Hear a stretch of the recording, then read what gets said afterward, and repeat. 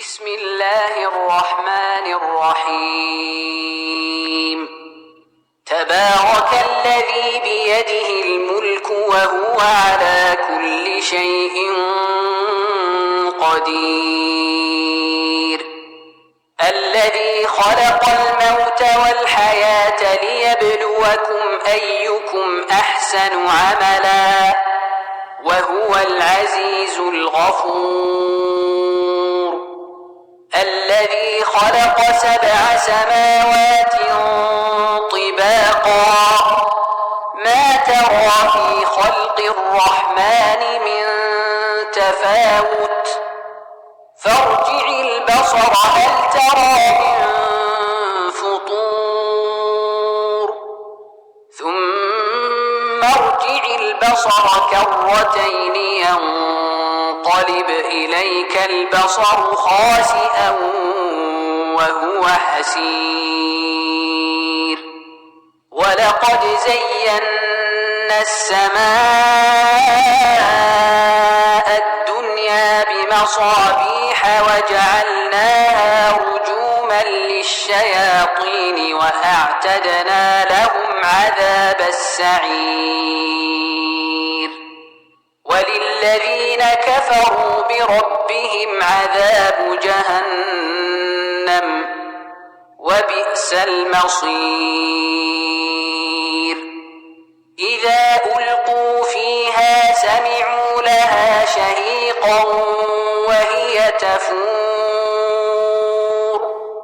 تكاد تميز من الغيظ كلما ألقي فيها فوج سألهم خزنتها ألم يأتكم نذير قالوا بلى قد جاءنا نذير فكذبنا وقلنا ما نزل الله من شيء إن أنتم إلا في ضلال كبير وقالوا لو كنا نسمع أو نعقل ما كنا في أصحاب السعير فاعترفوا بذنبهم فسحقا لأصحاب السعير إن الذين يخشون ربهم بالغيب لهم مغفرة وأجر كبير وأسروا قولكم أو اجهروا به إنه عليم بذات الصدور ألا يعلم من خلق وهو اللطيف الخبير هو الذي جعل لكم الأرض ذلولا فامشوا في مناكبها وكلوا من رزقه وإليه النشور أأمنتم من في السماء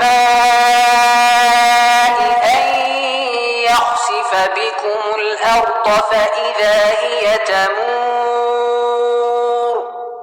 أم أمنتم من في السماء أن يرسل عليكم حاصبا فستعلمون كيف نذير ولقد كذب الذين من قبلهم فكيف كان نكير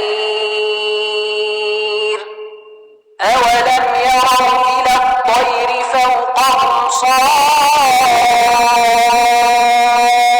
صافات ويقبضن ما يمسكهن إلا الرحمن إنه بكل شيء بصير أمن هذا الذي هو جند لكم ينصركم من دون الرحمن إن الكافرون إلا في غرور أمن هذا الذي يرزقكم إن أمسك رزقه بل لجوا في عتو ونفور أفمن يمشي مكبا على وجهه أهدى أمن يمشي سويا على صراط مستقيم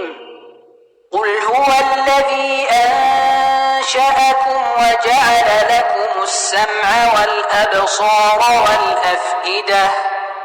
قليلا ما تشكرون قل هو الذي ذرأكم في الأرض وإليه تحشرون